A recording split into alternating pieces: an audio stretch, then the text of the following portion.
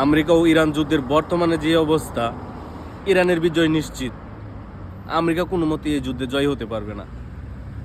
তারা সৈন্য পাঠাইতে পারবে, যুদ্ধ হবে, কিন্তু জয় হতে পারবে না।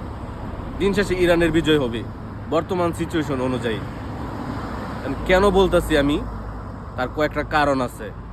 দেখুন, আমেরিকা হচ্ছে সুপার পাওয়ার। সে ভালো করুক খারাপ করুক, আশেপাশের ইউরোপের যত দেশ আছে নিঃস্বার্থভাবে আমেরিকাকে সাপোর্ট করে। এবার কিন্তু এটা হচ্ছে না, এটা হচ্ছে মেন রিজন। এটা কেন হচ্ছে না? দেখুন, ডোনাল্ড ট্রাম্প ক্ষমতা আসার পর থেকে সবার উপর কিন্তু শুল্ক আরো বাড়ায় দিতেছে। কার উপর 50%, 100%, 150%, মানে সব দেশকে হুমকি মারে। তার উপর কিছুদিন আগে একটা ঘটনা ঘটাইছে, সেটা হচ্ছে নিকোলাস মাদুরোকে তুইলা আনছে এর প্রেসিডেন্ট। নিকোলাস মাদুরোকে উঠাই আনছে। এটা অনেকেরই ভালো লাগে নাই। এরপরও ইউরোপের অনেক দেশ তাকে সাপোর্ট দিয়েছে, আমেরিকা ডোনাল্ড ট্রাম্পকে। এরপর কি করছে, এটা এই সাপোর্ট না পায় কি করছে, ইউরোপেরই দেশ গ্রিনল্যান্ড দখল করতে গেছে। ইউরোপ সবচেয়ে বেশি খেপছে এই জায়গায়, বলে আমাদের অঞ্চল সে দখল করবে কিসের জন্য। সবচেয়ে মেন রিজন হচ্ছে গ্রিনল্যান্ড। যদি গ্রিনল্যান্ড আমেরিকা দখল করতে না চাইতো ডোনাল্ড ট্রাম্প, তাহলে এত বড় সমস্যার সম্মুখীন হতে পারতো না, হওয়া লাগতো না।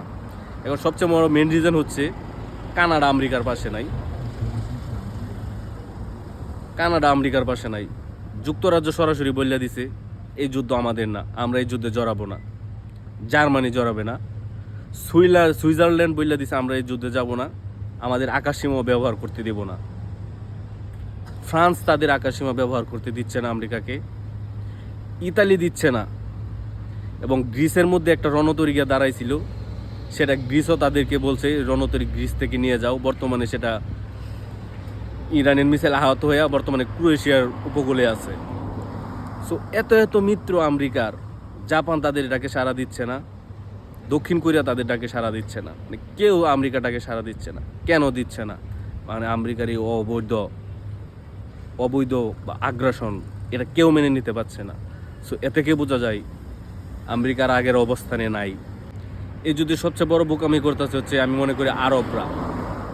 আরবদের এই মুহূর্তে উচিত, মিডল ইস্টের যতগুলো কান্ট্রি আছে তার মধ্যে হচ্ছে ইরান, ইয়েমেন আর হচ্ছে লেবানন, এই তিনটা কান্ট্রিতে মনে হয় বাংলাদেশ সহ বিভিন্ন দেশের শ্রমিক থাকে না বা কাজ করে না।